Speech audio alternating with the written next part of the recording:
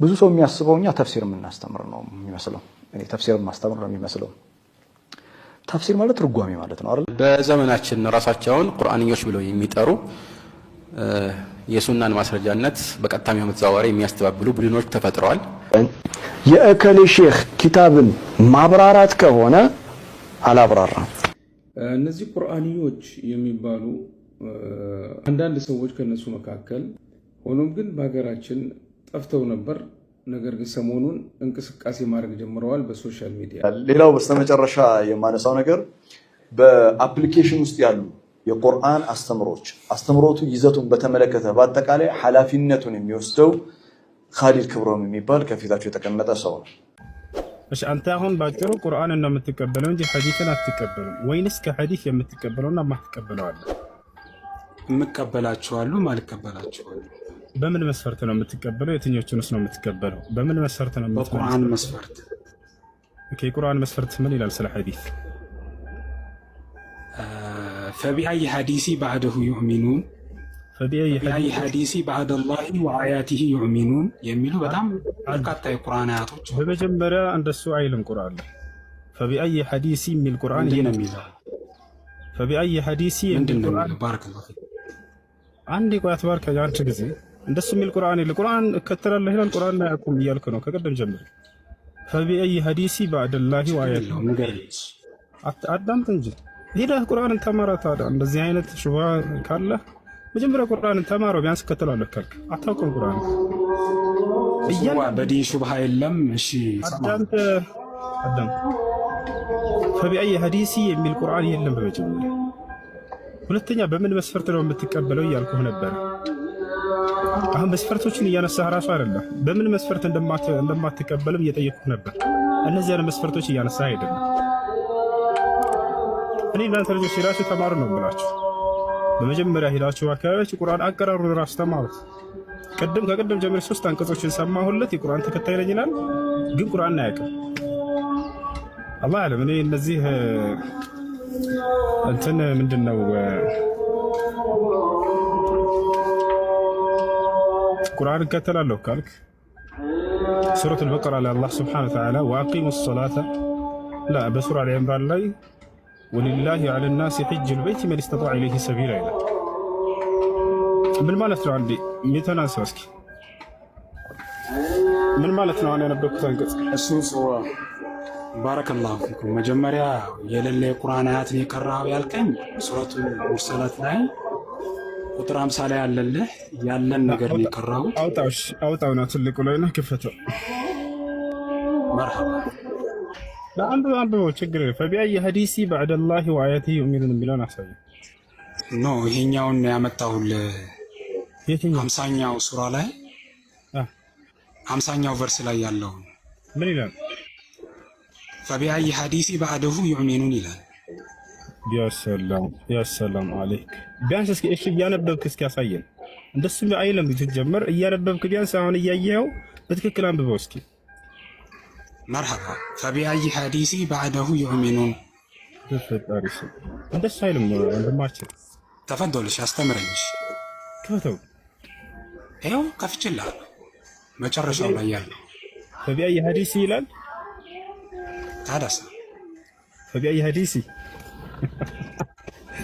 ያንን ሐዲሲን ማለት አለብኝ ነው ሐዲሲን ሱብሃንአላህ። ነገር ግን ወላሂ አላህ ደግሞ ሱብሃንአላህ ያለ ምን ይመራል? فبأي حديث ይላል። አይተህ እንኳን በትክክል ማንበብ እኮ አትችልም። እስኪ ወንድሞች እዚህ ያላችሁ የ4 ዓመት ሙስሊም ህፃን ልጅ አምጡ እስኪ እንደው መድረሳ ይገባ ወላሂ ትክክል ያነብላቸዋል። ደጋግ አይተው እንኳን በትክክል ማንበብ አይችልም። ታዲያ እነዚህን ትልቅ ቦታና ደረጃ ከፍ የምታደርግ እዚህ አሁን የምናገረው ሶሻል ሚዲያ ላይ ያላችሁ ሰዎች ትልቅ ሹብሃ እንደያዘ ሰው እነዚህን ከፍ አታድርጓቸው። አሚቱል ባጢል እባክህ ሁሱዋይ እንዳው ሂድና ቁርአንን ተማር መጀመሪያ። ዑመር ብን አልኸጣብ ምን አለ? አሚቱል ባጢል ቢስኩት ዐንሁ አለ። ሐሰትን ዝም በማለት ግደሉት አለ። በቃ ብዙ ጊዜ ሶሻል ሚዲያ ላይ እንዲህ አይነት ሰዎችን ከሌላም እምነት ተከታይ ሆኖ ሙስሊም ነን ብለው እንዲህ አይነት የተሳሳተ መንገድ ይዘው የሚመጡ ሰዎችን የምናፈምሰው እኛ ራሳችን ነው። እኛ ራሳችንን የምናፈምሳቸው ዝም ቢባሉ ኑሮ ቦታ ባይሰጡ ኑሮ አንድ የሚያውቁት ነገር የለም ስለሚከተሉት ነገር ገብታችኋል አይደል? ስለ ሃይማኖቶች አያውቁም። ከክርስቲያንም ወገን ሆነው እስልምናን የሚያጥላሉና የሚተቹ ሰዎች እምነታቸውን እንደማያውቁ በደንብ አድርጋችሁ ታውቃላችሁ። ሙስሊም ነን ብሎ ልክ እንዲህ አይነት ሰዎችም ደግሞ ጭራሽ የቁርአን እንኳን አስተካክሎ አይቀርም። አይታ እንኳን ብል እያልኩ በትክክል አላነበበው። ገብታችኋል አይደል?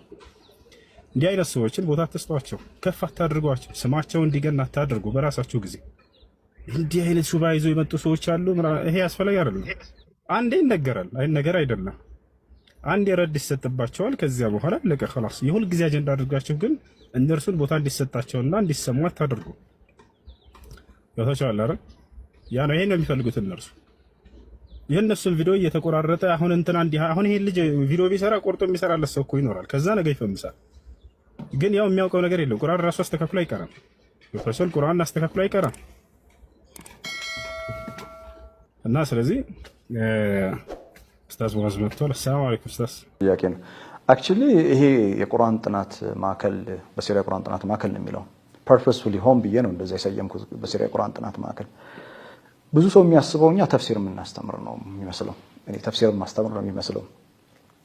ተፍሲር ማለት ትርጓሜ ማለት ነው አይደል? ተውሂድ የሚመስለን የእከሌ ሼክ ኪታብን ማብራራት ከሆነ አላብራራም።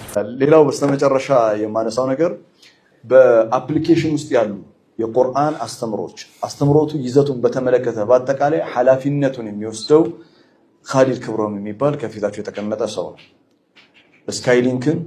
የስካይሊንክ ማናጀር የሆኑትን አቶ መሐመድ ከረምን አይመለከትም። በዘመናችን ራሳቸውን ቁርአንዮች ብለው የሚጠሩ የሱናን ማስረጃነት በቀጥታም ይሁን በተዘዋዋሪ የሚያስተባብሉ ቡድኖች ተፈጥረዋል። እነዚህ በዑለማዎች ፍርድ መሰረት ሙስሊሞችም ሊባሉ አይገባም። ምክንያቱም የሚያወላዳና ግራ የሚያጋባ ነገር ላይ አይደለም የተሳሳቱት። እነሱ ምንም በቁርአን ራሱ በተወሳ ግልጽ እውነታ ላይ እንደ አይነት ጥርጣሬ ለመፍጠር መሞከራቸው ራሱን የቻለ ይሄ ሌላ ከበስተኋላው ተንኮል ያለበት አካሄድ ነው። አላህ ራሱ ቁርአን ላይ መልእክተኛውን እንድንከተል አላዘዘም ወይ? ስለዚህ እኔ ቁርአንን ነው የምከተለው ሐዲስን አይደለም። እኔ ዘንድ ዋናው ማስረጃ ቁርአን ነው እንጂ ሐዲስ አይደለም የሚል ሰው ካየ في ቁርአንን የተከተለ አይደለም። ቁርአንን ነው ከሁሉ በፊት የሚጥሰው። አላህ ሱብሓነሁ ወተዓላ ወማ አታኩም الرسول فخذوه وما نهاكم عنه فانتهوا አላለም? መልእክተኛው የሰጣችሁን ያዙ፣ እሱ የከለከላችሁን ሙሉ ለሙሉ ተው ተከልከሉ አላለም? من يطيع الرسول فقد أطاع الله መልእክተኛው የታዘዘ አላህን ታዟል አላለም? وإن تطيعوه تهتدوا እሱን ብትታዘዙ ትመራላችሁ አላለም? ታዲያ እንዴት ነው ከዚህ ሁሉ በኋላ አንድ ሰው እኔ ሐዲስን አይደለም ማስረጃ ማድረግ ቁርአንን ነው የሚለው? ይሄ አደገኛ አካሄድ ነው። የሚደንቃቸው መልእክተኛችን አለይሂ ሰላም እንዲህ አይነት ሰዎች እንደሚመጡ ተንብየዋል። እነሱን ለማሳመን ይህን ሐዲስ አናቀርብላቸው። ምክንያቱም እነሱ ሐዲስን አይቀበሉም። ያው ተሕሲል ሐሲል ይሆናል ማለት ነው። ግን ያው ለሌላው የሙስሊም ማህበረሰብ እንዲህ አይነት ሰዎች እንደሚመጡ ደግሞ መጠቆሙ ተገቢ ነው። في حديث أبي رافع وفي حديث المقدام بن معدي كرب يوشك رجل شبعان على أريكته يحدث بحديث من حديثه فيقول لا ما وجدنا في كتاب الله اتبعناه. هنا يتقب سو تراسل لا يتدقفوا من البات يعني حديث النكر أي قرآن وسط يلي بقى قرآن وسط يقنينون من نكتلو يميل الله. ሌላኛው ሐዲስ ላይ አላ ኢኒ ኡቲቱ القرآن ومثله معه እኔ ቁርአንንና እንደሱ አይነት ሌላ አንተ ሰጥቻለሁ። እንደሱ አይነት አሉት። ሐዲሱን ራሱ እንደ ቁርአን ሌላ ማስረጃ ነው፣ የማይለያዩ የማይነጣጠሉ ነገሮች። ለዚህ ነው ሱመ ሲባል የግድ መጀመሪያ ቁርአን ከዛ በኋላ ደግሞ ሐዲስ የሚለው የማያስፈልገን። ሙአሊፉም እሱን አስበው አይደለም። ለምን የሚጋጩ ነገሮች ቢሆኑ ቁርአን ትፈልገና ከዛ መጀመሪያ ቁርአን ይቀደማል ከዛ ሐዲስ የሚባል መች ተጋጨና ነው መጀመሪያ ከዛ ሁለተኛ የምንለው?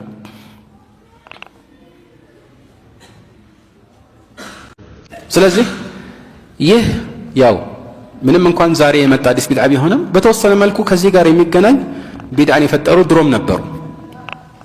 ኸዋሪጆች ካላቸው ግንፍልተኝነት የተነሳ ማንንም ለማጣጣል ወደ ኋላ ስለማይሉ የነሱ ዋነኛ አባት ተደርጎ የሚቆጠረው በዘር አባታቸው ባይሆንም ዙልኹወይስራ የሚባለው መልእክተኛው አለይሂ ሰላቱ ሰላም ጋር መጥቶ ኢዕደል ፈኢነከ ለም ተዕዲል ብሏቸው ነበር። ፍትህን ፈጽም ወይም በፍትህ አከፋፈል እንጂ አንተ እኮ በፍትህ ያከፋፈልክ አይደለም ብሏቸው ነበር። ፍትህን ለማን ነው የሚያስተምረው? ለፍትህ ባለቤቱ ለመልእክተኛችን አለይሂ ሰላቱ ሰላም። ያኔ ይህንን ማለቱ የሚያሳየው ነገር አለ። ምን ተይሚያና ሌሎች እንደሚገልጹት እሱም ምንድነው? እነዚህ ሰዎች መልእክተኛችን አለይሂ ሰላቱ ሰላም በቃ አላህ ይህን መልእክት እንዲያስተላልፉ ኃላፊነት ሰጣቸውና ያንን የማስተላለፍ ግዴታ አለባቸው እንጂ ከዛ ውጭ ሆነ የተለየ ክብር እንዳላቸው የሚያስቡ አይመስልም። ልክ እኛ ብዙ ጊዜ ከባለስልጣናት ጋር እንደምንሳፈጠው ማለት ነው አይደል? አንተ ያው በደሞዝ ነው የምትሰራው፣ እኛ ልታገለግል ነው እንጂ ከዛ ውጭ ብለን ብዙ ጊዜ ስሞታ እናቀርባለን አይደል? እንደዚህ መልእክተኛ አለይሂ ሰላቱ ሰላም እንደዛ አይደሉም። አላህ አክብሯቸዋል። እሳቸውን ማክበር ግዴታ ያደርገዋል። እሳቸውን የማያከብር ሰው ማለት እያወቀ የማያከብር ከሆነ ካፊር ነው፣ ከኢስላም ቀጥታ ነው የሚወጣው። እና እነሱ ኸዋሪጆች ይሄ አይነት ስሜት እንደነበራቸው ያስታውቃል። ለዚህ ነው ከጊዜ በኋላ ሐዲስን እንቀበላለን፣ ግን ከቁርአን ጋራ የማይሄድ ከሆነ ወይም ቁርአን ውስጥ ያልተጠቀሰ አዲስ ፍርድ ያዘለ ሐዲስ ከሆነ አንቀበልም የሚሉ ነበር። ለዚህ ነው ብዙዎቹ ምን ይሉ ነበር? ይዛኔ ሐይድ ላይ ያለች ሴት ከሶላት አትቆጠብም፣ ሐይድ ላይ የወር አበባ ላይ ያለች ሴት በቃ ትሰግዳለች፣ ጾማለች ይሉ ነበር። ይሄ ሙኻሊፍ ለኢጅማዕ ሰለፍ ወይማ ተዋተረ عن النبي عليه الصلاه والسلام ግልጽ የሆነ ጥፋት ነው አይደለም? ሐዲሶችን መጣስ ነው። ለምን ቁርአን ላይ በግልጽ አልተጠቀሰም ብለው ነው። ግን ቁርአን ላይ في الحقيقه ተጠቅሷል። ኢብኑ መስዑድ እንዳሉት አንድ ጊዜ መልእክተኛው አለይሂ ሰላቱ ወሰላም ፊታቸውን የሚቀያይሩ እንዲህ የሚያደርጉ የሚነቀሱ ምን የሚሉትን ረግመዋል የሚለውን ሐዲስ ሲናገሩ እንዴት ሴት መጣ وهو في كتاب الله አላት ስትጠይቀው ቁርአን ውስጥም አለ አላት። ሄደችና ቁርአን ውስጥ ከመጀመሪያው እስከ መጨረሻው ስታነብ የለም እኔ ፈለኩኝ ያነበብኩኝ አጣሁት አለች። በደንብ በእውነት ብታነብ ኖሮ ታገኙ ነበር አላት። አላህ በቁርአኑ وما آتاكم الرسول فخذوه وما نهاكم عنه فانتهوا አላለም ማለት። ስለዚህ ቁርአን ውስጥም አለ ማለት ነው።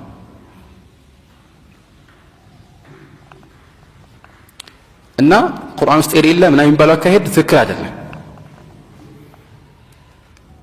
ዛሬ ያሉት ደግሞ ቁርአንዮች ከዚህ በባሰ መልኩ ቁርአን ውስጥ የሌለ ነገር ብለው የሚያስተባብሉት ከኢስላም የሚያስወጣ ነገር ነው ማለት ማስተባበሉ ቀጥታ ከኢስላም የሚያስወጣ ነገር። ለምሳሌ ዙህር ሰላት የለም የሚሉ አሉ። ሌላው ቀርቶ 3 ሰላት ብቻ ነው ቁርአን ላይ የተጠቀሰው። አልኢሻ ተጠቅሷል፣ አልፈጅር ተጠቅሷል፣ በስም የተጠቀሰው ማለታቸው ነው።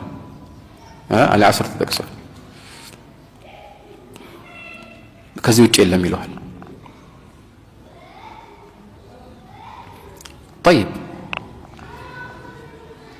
እንዲህ አይነት እምነት ያለው ሰው እንዴት ነው ሙስሊም ሊሆን የሚችለው? ግልጽ ነው። አልሙሂም የሚያመጡት ውዥንብሮች እንደ ማስረጃ የሚያጠቅሷቸው ነገሮች እንዳሉ እናውቃለን። ያው ከርዕሳችን እንዳያርቀን ብለን ነው የምናልፈው ማለት ነው። ቢስሚላሂ ረህማን ረሂም አልሐምዱሊላህ ወሰላቱ ሰላም ዐላ ረሱሊላህ። እነዚህ ቁርአንዮች የሚባሉ ሰሞኑን አንዳንድ ሰዎች ከነሱ መካከል ብቅ እያሉ በሀገራችን ማለት ነው እንግዲህ እነሱ በዓለም ዙሪያ ነው ያሉት። ሆኖም ግን በሀገራችን ጠፍተው ነበር። ነገር ግን ሰሞኑን እንቅስቃሴ ማድረግ ጀምረዋል በሶሻል ሚዲያ ላይ እና እነሱ ማን ናቸው? ከየት ነው የመጡት? አጀማመራቸው እንዴት ነው? ምንድን ነው የሚያስቡት?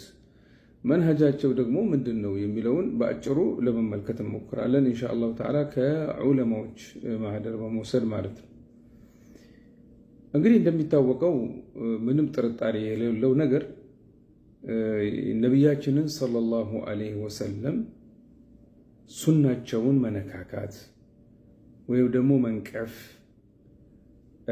የነቢያችን ሰለላሁ ዐለይሂ ወሰለም ሱና ማስረጃ ነው የሚለውን መንቀፍ ወይ ደግሞ መካድ ወይ ደግሞ መተው እንዲሁም ደግሞ ነቢያችን ሰለላሁ ዐለይሂ ወሰለም አላህ የሰጣቸውን አማና በስርዓቱ አድርሰዋል የሚለውን መንቀፍ እንዲሁም ደግሞ ከሳቸው በኋላ የነቢያችን ሰለላሁ ዐለይሂ ወሰለም ሰሃቦች እንዲሁም ደግሞ ታቢዒዮች አላህ ሱብሓነሁ ወተዓላ እንግዲህ እነዚያ በተለይ ሰሃቦቹን አላህ የወደደላቸውና እነሱም ከአላህ ሱብሓነሁ ወተዓላ የወደዱ ያላቸው በቁርአን ውስጥ የገለጻቸው እንዲሁም ደግሞ የእነሱን ፈለግ በትክክለኛው የተከተሉትን ማለትም አሰለፍ አልኪራም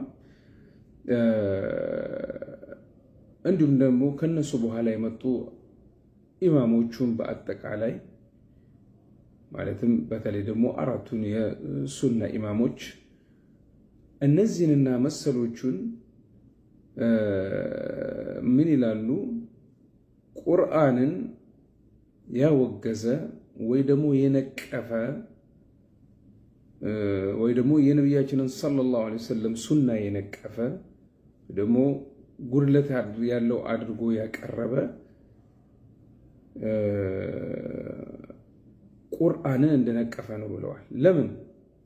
ማን ነው ቁርአንን ሐፍዞ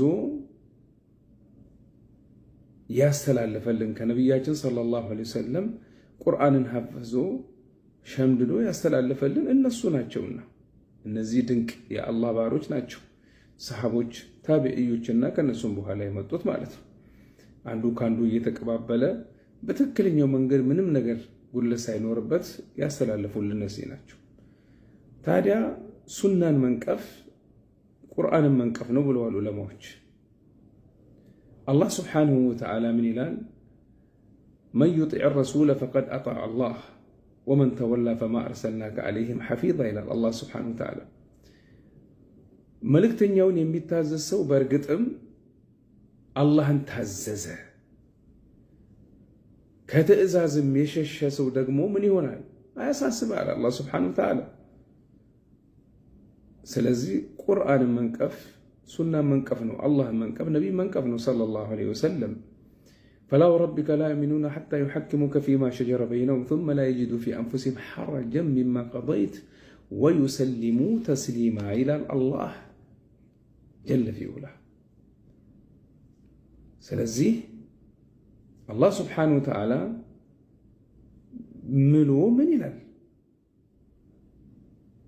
አንዳችሁ በተከራከራችሁበት ነገር ፍርዱን ነቢን ሰለላሁ ዐለይሂ ወሰለም ካላስፈረዱ ምን አይነት ነገር ሊገጥማቸው እንደሚችል አላህ ስብሓነሁ ወተዓላ ገልጿል።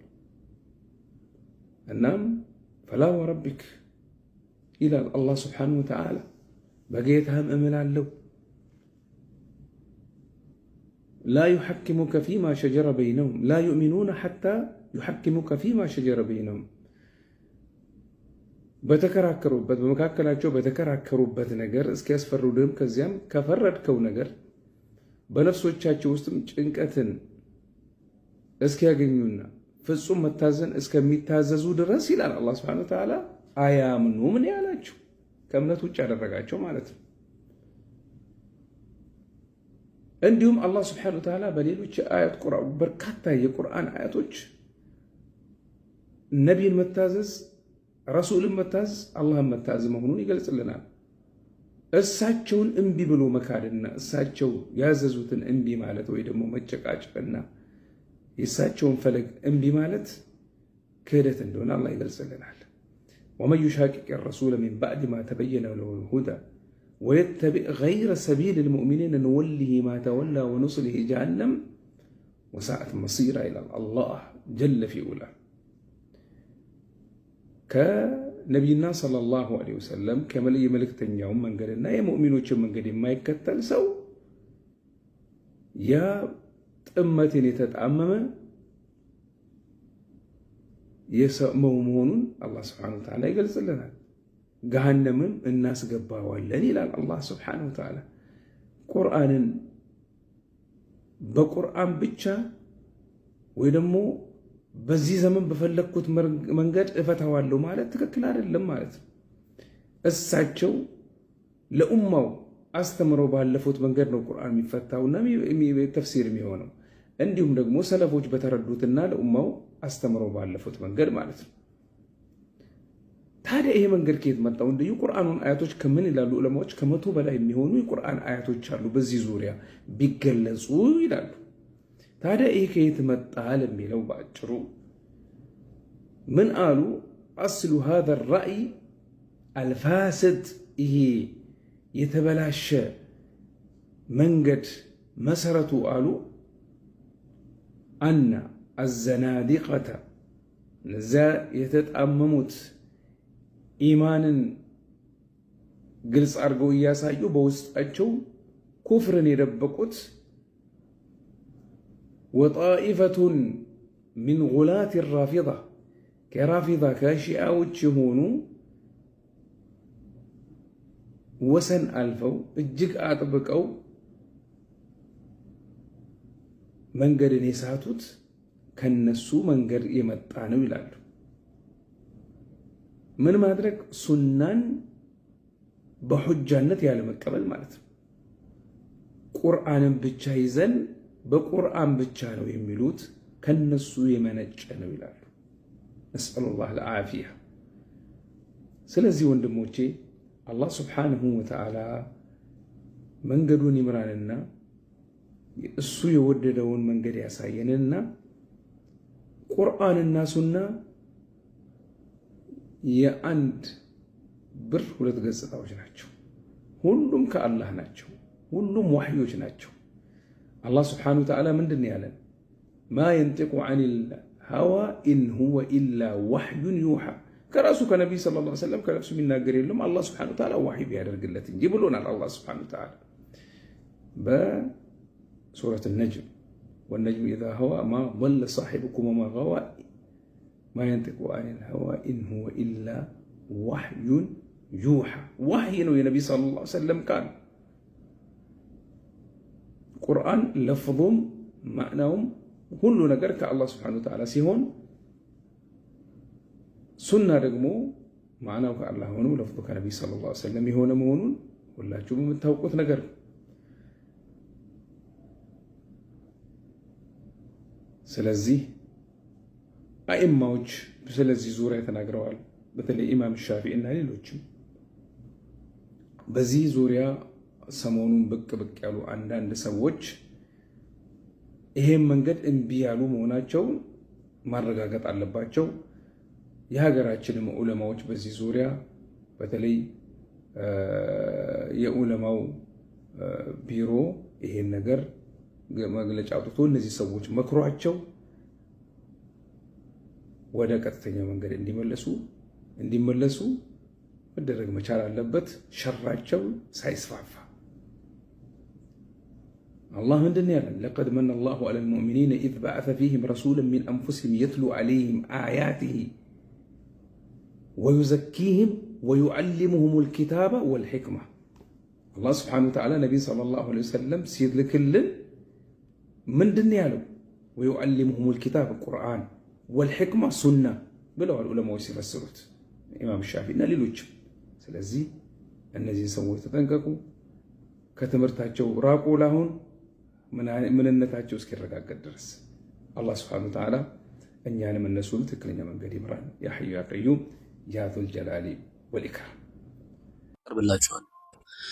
አሁን እኔ ስለ ተፍሲር ከእናንተ በላይ አውቄ ምናምን አይደለም፣ ግን በቃ እናንተ ስለኔ መጽሐፍ ቅዱስ ተወሩ የገባኝን ይሄ አይደለም ብዬ ቻሌንጅ አደርጋችኋለሁ።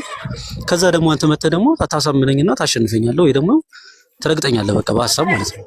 እንዲህ አታርግ ምናምን ብለህ ከምታፍነኝ አይሻልም እንደዛ? አይ አብሽር፣ አውራ አብሽር። አይ ነው እኔ ሚውት ማድረገው ራሴ ነው፣ በድምጽ እንዳይረብሽ ነው። አይ አብሽር እያወራሁ ሚውት ማድረግ አሁን የኔ ሀሳብ ማለት ነው ምን መሰለ እሱዬ፣ መጀመሪያ እዚህ ጋር ባይበል ላይ ጠቀስካቸው አንተም እነሱም ሲጠቅሱ የነበሩት መጽሐፍ እግዚአብሔር ቅጣትን በኃጢአተኞች ላይ ሲቀጣ የነበረው ምን አይነት ቅጣት እንደሚቀጣ ኃይለኝነቱን የሚያሳይበት ቅጣት ነው። እሱ ትክክል አይደለም፣ እሱ ሌላ ጉዳይ ነው እና አነጻጽረው ከተባለ ደግሞ በእናንተ ደግሞ አልኩ በእናንተ አስተምህሮ ወይም ደግሞ እዚህ በእናንተ ከምትቀበሏቸው መጽሐፎች ውስጥ አይ ቲንክ ከአራት መጽሐፎች ምናምን አሉ፣ ሌሎችን ባላቅም አሻፊ የሚባል መጽሐፍ አለ። አንዱ አሻፊ የሚባል መጽሐፍ አለ የሚለው መጀመሪያ አርመኝ አንተ ከሌለ የለም በል። አሻፊ የሰው ስም ነው ከናን፣ የሰው ስም እንጂ መጽሐፍ ስም አይደለም። እሱ አንድ ግለሰብ መጽሐፉ የሱ መጽሐፍ ነው አይ ቲንክ። ይቅርታ አሻፊ የሚባል መጽሐፍ የለም፣ እንደዛ የሚባል መጽሐፍ የሰው ስም እሱ የጻፈው። አራት የመዝሀብ ባለቤቶች አሉ። ኢማም አቡ ሐኒፋ አሉ የመጀመሪያ፣ ከዚያ ቀጥሎ ኢማም ማሊክ አሉ፣ ከዚያ ቀጥሎ ኢማም ሻፊዒ፣ ከዛ ኢማም አሕመድ ብን ሐንበል የሚባል አሉ። አሁን እሺ አንተ ቀደም ተፍሲር ላይ ያልከውን እሱን ተውከው አይደለ? ተፍሲር ሲባል ጊዜ የቁርአን ፍቺ ማለት ነው። የቁርአን ፍቺ ሲባል የሆነ የቁርአን አንቀጽ ይኖራል። ያንን አስመልክቶ ግለሰቦች የሆኑ ሰዎች የፈቱበት መፍቻ ነው። እሱ ተፍሲር ይባላል። ገብቷል አይደል? ተፍሲር ተብሎ የቁርአን አንቀጽ ሳይመጣ ሳይጠቀስ ይሄ ያከለ ተፍሲር ነው ሊባል አይችልም። እሱ ስህተት ነው። አሁን አንተ ማለት ፈለከው ምንድነው? ተረድቻለሁ። የፊቅህ መጽሐፎች ላይ አለ ሰዎች የሆነ ግንዛቤያቸውን ያስቀመጡት ነገር ይሄ ቢሆን እንዴት ሊሆን ይችላል ብለው የተናገሯቸው ነገራቶች ናቸው። ያን ነው የምታመጣው። አሁን ሐሳብህን ቀጥል።